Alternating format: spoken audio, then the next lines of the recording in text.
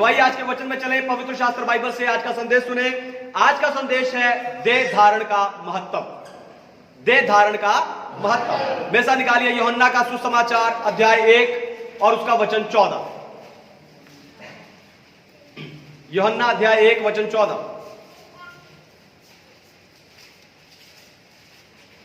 Gospel of John chapter 1 verse 14। और वचन देहधारी हुआ और अनुग्रह और सच्चाई से परिपूर्ण होकर हमारे बीच में डेरा किया, और हमने उसकी ऐसी महिमा देखी जैसी पिता के इकलौते की महिमा।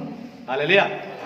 परमेश्वर के नाम की महिमा हो। तो पुराने समय की कथा कहानियों में हमें ऐसे कई उदाहरण देखने को मिलते हैं कि देवता मनुष्य रूप लेकर धरती पर आए। आज के समय में, हमारे समय में टीवी पर, फिल्मों में हम सुपर मानव को देखते हैं। सुपरमैन, स्पाइडरमैन, बालवीर और ऐसे बहुत सारे हम जो है कैरेक्टर्स को या पात्रों को देखते हैं। लेकिन इन सबसे अलग साइंस एक ऐसे सुपर मानव बनाने की होड़ में लगी है, तलाश में लगी है, खोज में लगी है, जो सब कुछ कर सके, वो सारा काम करे पर थके ना। उसे डॉक्टरी आती हो, उससे कोई सवाल पूछा जाए तो हर सवाल का जवाब दे सके, अगर उसे युद्ध में भेजा जाए तो वो युद्ध करे पर उसे चोट ना लगे। ऐसे सुपर मानव को बनाने के होड़ में साइंस लगी हुई है, जैसे कि रोबोट। पर ये सब काल्पनिक पात्र हैं, इसलिए इन पर कोई विश्वास नहीं करता। लेकिन आज हम एक ऐसे पात्र की बात करने जा रहे हैं। आज हम मानव जाति के सबसे अनोखे पर सच्चे देह धारण की बात करने जा रहे हैं, मसीह यीशु का देह धारण। यूहन्ना अपनी पुस्तक की शुरुआत में कहता है कि आदि में वचन था, वचन परमेश्वर के साथ था, वचन परमेश्वर था। तो आज फिर 14 वचन में आकर वो कहता है कि वचन देहधारी हुआ। तो आज मैं आपको वो वचन जो देहधारी हुआ है, उस वचन के देहधारी होने के महत्व के बारे में बताकर आपको उत्साहित करने जा रहा हूं। लेकिन उससे पहले मैं चाहता हूं कि इंटरनेट के जरिए जितने लोग स्पिरिचुअल पैशन असेंबली यानी आत्मिक उत्साह की सभा से जुड़े हैं, हम जोरदार तालियों से उनका स्वागत करें। जोरदार।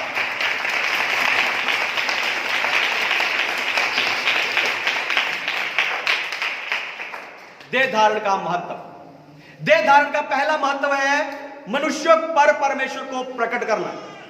देह धारण का पहला महत्व है मनुष्य पर परमेश्वर को प्रकट करना। पढ़िए इब्रानियों की पत्री, उसका अध्याय 1 वचन 1 और 2। इब्रानियों अध्याय 1 वचन 1 और 2। Hebrews chapter 1 verse 1 and 2।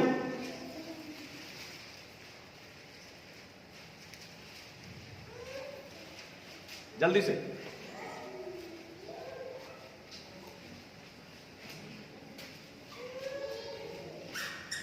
पूर्व युग में परमेश्वर ने बाप दादों से थोड़ा थोड़ा करके और भांति भांति से भविष्यवक्ताओं के द्वारा बातें कर इन अंतिम दिनों में हमसे पुत्र के द्वारा बातें की, जिसे उसने सारी वस्तुओं का वारिस ठहराया, और उसी के द्वारा उसने सारी सृष्टि की रचना की है।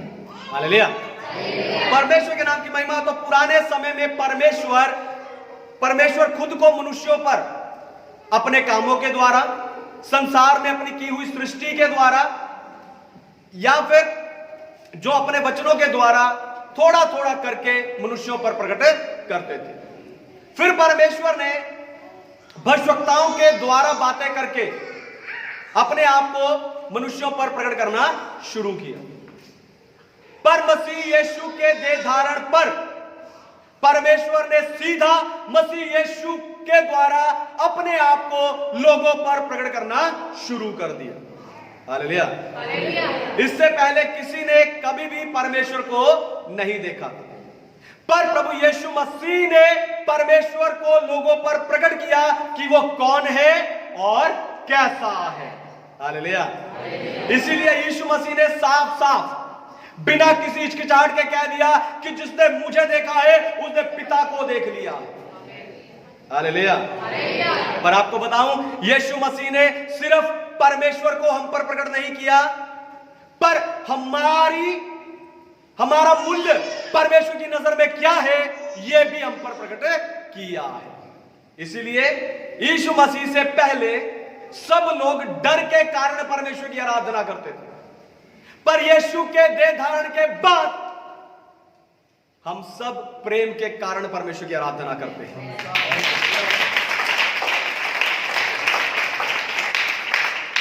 पर वो लोग जो इस देह धारण पर विश्वास नहीं करते, या जिन्होंने अभी तक प्रभु यीशु मसीह को अपना उद्धारकर्ता स्वीकार नहीं किया, उनके लिए अभी भी एक डर है, नरक का डर। हालेलुया। तो प्रभु यीशु मसीह के देह धारण का महत्व परमेश्वर को आप पर प्रकट करना और आपको बचाना है। दूसरी बात, देह धारण का महत्व पाप में गिरे हुए मनुष्य का छुटकारा है। देह धारण का महत्व पाप में गिरे हुए मनुष्य का छुटकारा है। पढ़िए पहला तीमुथियुस की पत्री अध्याय 1 वचन 15। फर्स्ट तीमुथी चैप्टर 1 वर्स 15।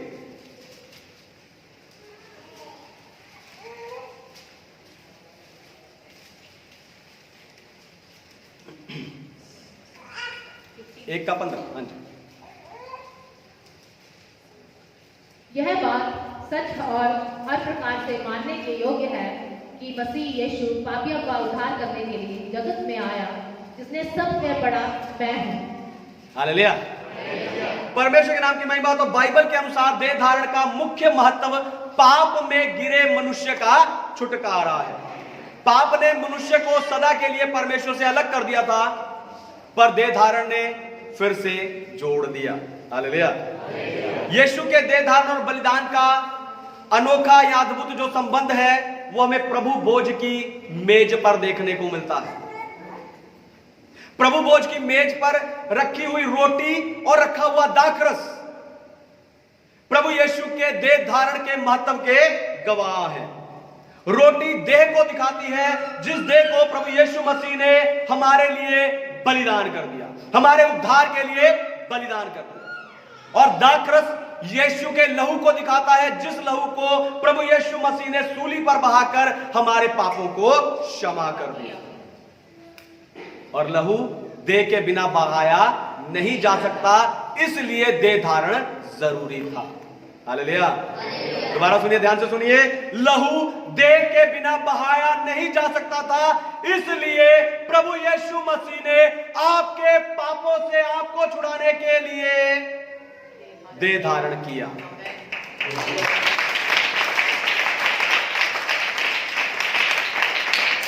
पर कोई कह सकता है कि पास्टर जी, यीशु मसीह का देह धारण और उसका बलिदान तो मसीहियों के लिए था, इससे तो उनको उद्धार मिलेगा, वो उनका परमेश्वर है, उनके लिए आया था।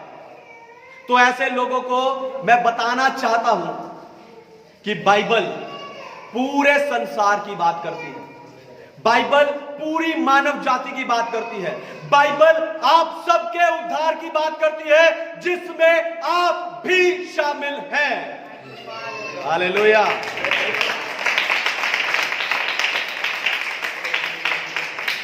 देह धारण का तीसरा महत्व मनुष्य को उसका खोया अधिकार दिलाने। देह धारण का तीसरा महत्व मनुष्य को उसका खोया अधिकार दिलाना। पढ़िए उत्पत्ति की पुस्तक अध्याय 1 और वचन 26। उत्पत्ति उसका अध्याय 1 और वचन 26। फिर परमेश्वर ने कहा, अब मनुष्य को अपने स्वरूप के अनुसार अपनी समानता में बनाए, और वह समुद्र की मछलियों और आकाश के पक्षियों और घरेलू पशुओं और सारी पृथ्वी पर और सब रेंगने वाले जंतुओं पर जो पृथ्वी पर रेंगते हैं अधिकार रखे। हालेलुया। परमेश्वर के नाम की महिमा हो। तो परमेश्वर ने मनुष्य को अपने स्वरूप और अपनी समानता में बनाया और उन्हें अदन नामक वाटिका में रखा, और परमेश्वर ने उन्हें पृथ्वी पर और उसमें जो कुछ है उन सब पर अधिकार दिया। पर शैतान की बात मानकर परमेश्वर की आज्ञा को तोड़ने के कारण वो अधिकार उनके हाथ से चला गया। उस अधिकार को वापस दिलाने के लिए परमेश्वर ने कहा कि मैं दाऊद के वंश से एक उद्धारकर्ता को भेजूंगा। हालेलुया। और जब स्वर्गदूत कुंवारी मरियम के पास आया तो उसने कहा कि तू गर्भवती होगी, एक पुत्र जनेगी और उसका नाम यीशु रखना, वो महान होगा और परम प्रधान का पुत्र कहलाएगा। यीशु नाम का अर्थ है छुटकारा देने वाला। Hallelujah, hallelujah. अब सवाल यह उठता है कि परमेश्वर ने मनुष्यों से किए हुए वादे को पूरा करने के लिए देह धारण क्यों किया? हालेलुया। परमेश्वर को मनुष्य से किए हुए वादे को पूरा करने के लिए देह धारण की जरूरत क्यों पड़ी? क्योंकि वो वायदा मनुष्य से किया गया था। हालेलुया। वो वायदा मनुष्य से किया गया था और पाप में गिरकर अधिकार खो चुका मनुष्य परमेश्वर के उस उद्देश्य को पूरा नहीं कर सकता था, इसलिए दूसरे आदम ने देह धारण किया। Hallelujah, hallelujah. पाप में गिरकर उस अधिकार को खो चुका मनुष्य परमेश्वर के उद्देश्य को पूरा नहीं कर सकता था, इसलिए दूसरे आदम ने जन्म लिया, देह धारण किया। उसने पवित्र रहकर परमेश्वर के सारे वायदों और वचनों को पूरा करके उस पर विश्वास करने वालों के लिए कैसे राज्य की स्थापना की जिसका कभी अंत नहीं होगा। हालेलुया। चौथी और आखिरी बात, देह धारण का चौथा और आखिरी महत्व है आपका वकील बनने के लिए। देह धारण का चौथा महत्व है आपका वकील बनना। पढ़िए पहला यूहन्ना की पत्री उसका अध्याय 2 वचन 1। 1 जॉन चैप्टर 2 वर्स 1। हे मेरे बालकों, मैं ये बातें तुम्हें इसलिए लिखता हूँ कि तुम पाप ना करो, और यदि कोई पाप करे तो पिता के पास हमारा एक सहायक है, अर्थात धर्मी यीशु मसीह। हालेलुया। परमेश्वर के नाम की महिमा हो। तो यहां सहायक शब्द का अर्थ वकील है। दोबारा सुनिए, ध्यान से सुनिए। यहां सहायक शब्द का अर्थ वकील है। आप अपनी बाइबल में लिख भी सकते हैं, इंग्लिश में वहां पर एडवोकेट ही लिखा है। तो यहां पर वकील शब्द का अर्थ सहायक शब्द का अर्थ वकील है। तो देह धारण और बलिदान के साथ यीशु मसीह की आपके लिए सेवा खत्म नहीं हो जाती, पर वो आज भी आपके लिए स्वर्ग में पिता के सामने वकालत कर रहा है। Hallelujah, hallelujah. आज भी, पर पास्टर वो तो मुझे जानता नहीं है, उसे क्या पता इंसान की जरूरतें क्या होती है, उसे क्या पता इंसान कितनी मुश्किलों में होता है, इंसान को दर्द होता है, इंसान रोता है, इंसान मरता है। आपको बता दूं, प्रभु यीशु मसीह देह धारण के द्वारा, ध्यान से सुनिए, प्रभु यीशु मसीह देह धारण के द्वारा सिर्फ पाप को छोड़कर बिल्कुल सब बातों में आपके समान हुआ। हालेलुया। प्रभु यीशु मसीह देह धारण के द्वारा सिर्फ पाप को छोड़कर सब बातों में आपके समान हुआ, ताकि वो आपके शरीर में जो आपको दुख, बीमारी, परेशानी, मुश्किलें, तंगी या आपको जो दर्द महसूस होता है उसे वो जान सके और उसके द्वारा पिता के सामने आपकी वकालत कर सके। फिर दूसरा काम जो प्रभु यीशु मसीह कर रहे हैं, वो दूसरा काम है वापस आने के लिए पिता के आदेश का इंतजार कर रहे हैं। हालेलुया। आज तो वो आपके लिए वकील है, आपके लिए वकालत कर रहे हैं, पर न्याय के दिन वो न्यायाधीश, उस पर ना विश्वास करने वालों के लिए न्यायाधीश यानी जज होगा। इसलिए यदि आज यहां कोई ऐसा है जिसने अभी तक प्रभु यीशु मसीह को अपना प्रभु नहीं माना, अपना उद्धारकर्ता स्वीकार नहीं किया, अपना वकील नहीं बनाया, तो आज आपके लिए समय है। आज आप उसे अपना सकते हैं, अपने दिल में जगह दे सकते हैं। आइए अपनी आंखों को बंद कीजिए और मेरे पीछे प्रार्थना कीजिए। अगर ऐसा कोई है तो कहिए हालेलुया। प्रभु यीशु मसीह, प्रभु यीशु मसीह, मैं अपने आप को आपके हाथों में देता हूं परमेश्वर। मैं विश्वास करता हूं कि आपने देह धारण करके हमारे बीच में डेरा किया, ताकि आप मेरे लिए सारी धार्मिकताओं को पूरा कर सके। मेरे पापों के लिए आपने अपनी देह को बलिदान कर दिया, अपना लहू बहाकर मेरे पापों को क्षमा कर दिया।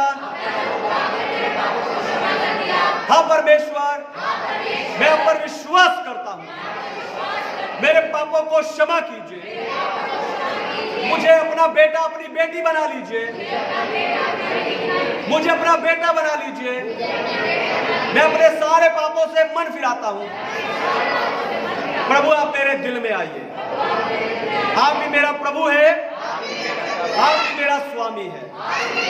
सारी महिमा आपको मिलेगी। यीशु के नाम से मांगते हैं, सुनिए और कबूल कीजिए पिता। धन्यवाद यीशु। आइए हम सब अपनी